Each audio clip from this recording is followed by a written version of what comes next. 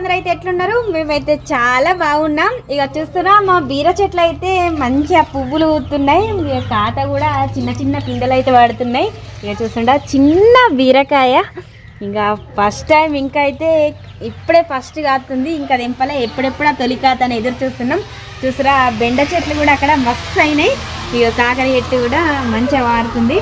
ఇక పెట్టినప్పుడు ఊహించిన అంటే ఇవి మంచిగా మొలకెత్తినాక మాత్రం మీకు ఇప్పుడే చూపించడం.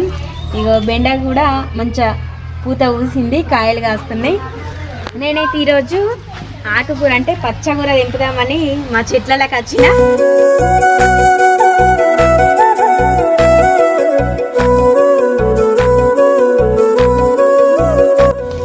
ఇదన్నమాట ముచ్చట.